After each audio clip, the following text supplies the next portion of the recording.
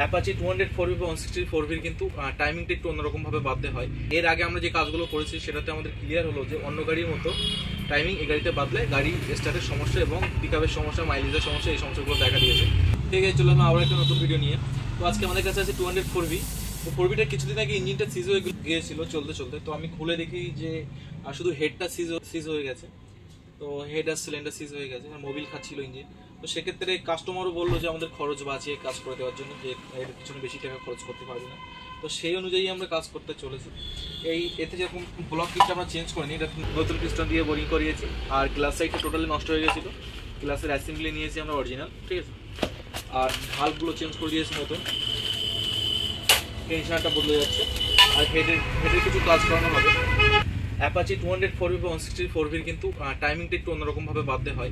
এর আগে আমরা যে কাজগুলো করেছি সেটাতে আমাদের ক্লিয়ার হলো যে অন্য গাড়ির মতো টাইমিং এই গাড়িতে বাদলে গাড়ি স্টার্টের সমস্যা এবং পিকআপের সমস্যা, মাইলেজের সমস্যা, এই সমস্যাগুলো দেখা দিয়েছে।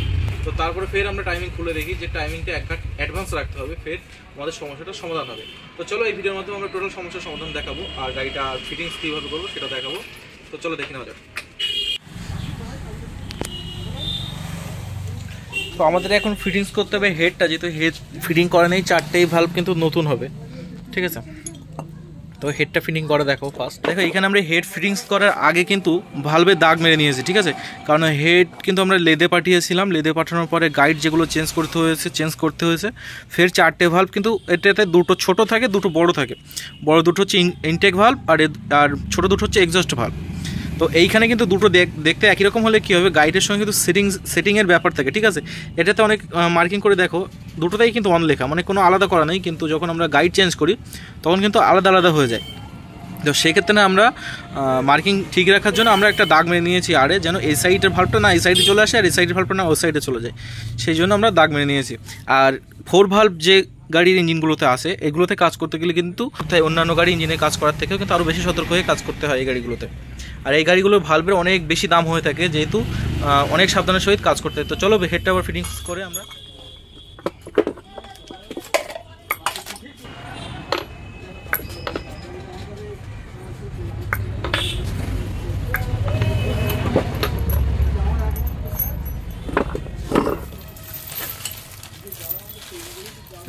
এগুলো আমরা হেড খোলার সময় কিন্তু চাবিগুলো গুনে আলাদা করে একটা ক্যারিতে রাখি, এগুলো যাতে পাওয়া যায়, হারিয়ে যাতে না যায়, যার কারণে আমরা এটা খোলার সময় একটা আলাদা পার্সেল করে দিই এটা, ঠিক আছে।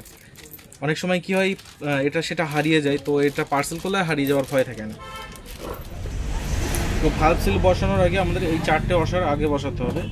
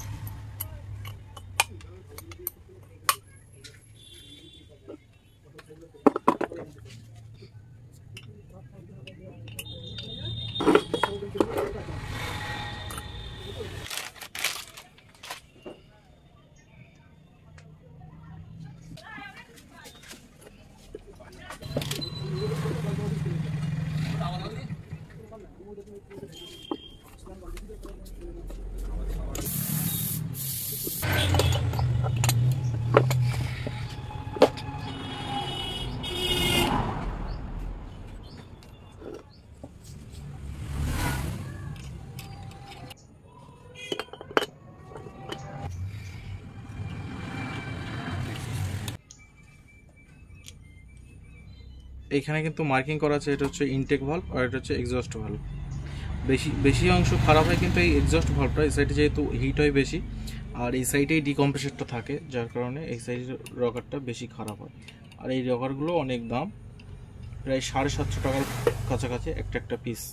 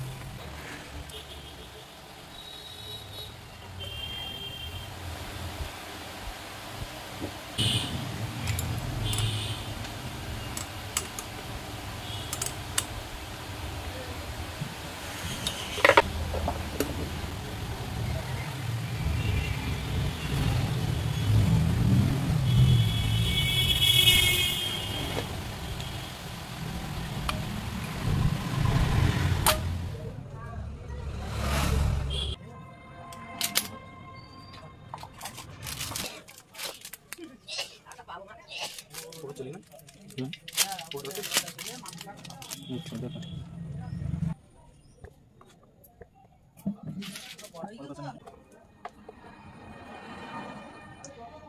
জয়েন্টটা আমাদের সাইলেন্সারের সাইডে নিচে রাখতে হবে।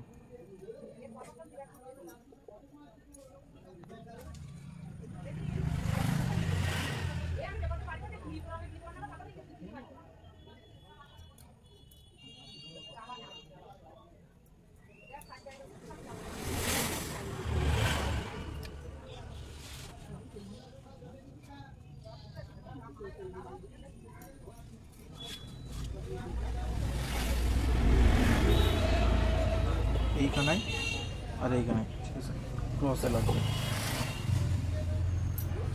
আর এই দুটো হচ্ছে, এগুলো হচ্ছে অয়েল রিং, আর এই দুটোর কাজ হচ্ছে কম্প্রেসার করা। আমরা যে কিক মারার সময় যে একটা শক্তি ধরে, তো সেই কম্প্রেসারটা বানায় এই দুটো রিং। এটা ফার্স্ট যাবে টপ টু, আর এর হিসেব কিন্তু এইভাবে হয় 1 2 3 1 2 3, এইভাবে হয় না 1 2 3, এটা হচ্ছে উল্টো, এই সোজা হচ্ছে 1 2 3।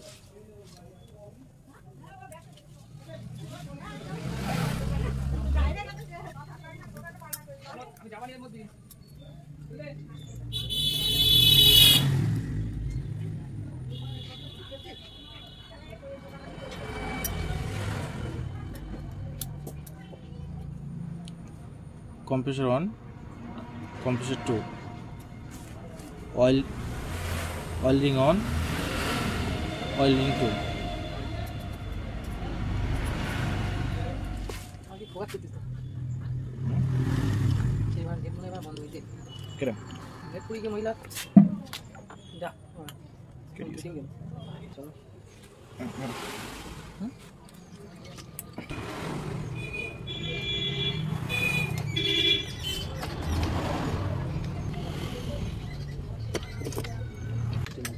Iya, lo kan.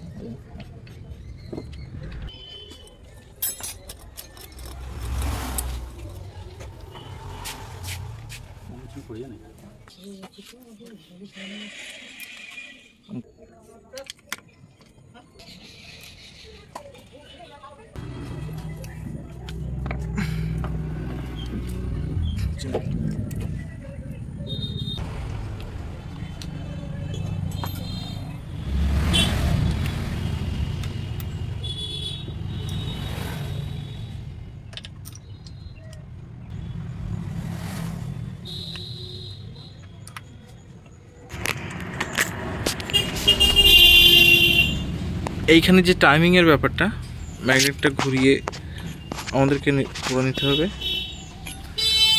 আর এই টাইমিংটা কিন্তু এই থাকবে। তো চলো এবার টোটালে লাগিয়ে স্টার্ট করে দেখা যাক আওয়াজটা কেমন হয়েছে।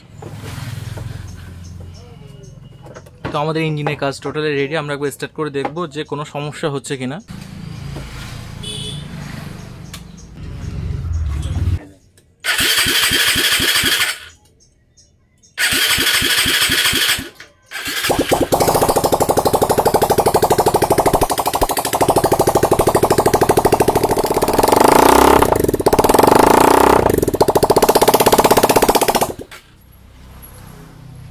গাড়িটা আমরা বিনা সাইলেন্সারে স্টার্ট করে দেখে নিলাম যে সমস্ত কিছু ঠিক আছে কিনা। তো আমরা দেখলাম যে সমস্ত কিছু ঠিক আছে। তো আমরা এই ভিডিওর মাধ্যমে দেখালাম যে অ্যাপাচি 4B টাইমিংটা কিভাবে বাধ্য হয়, ডিটেলসে আমরা দেখালাম।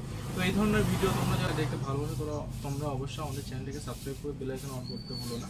দেখা হচ্ছে নতুন কোনো ভিডিও, ততক্ষণ লাইক শেয়ার ও সাবস্ক্রাইব করে পাশে থাকো। ধন্যবাদ।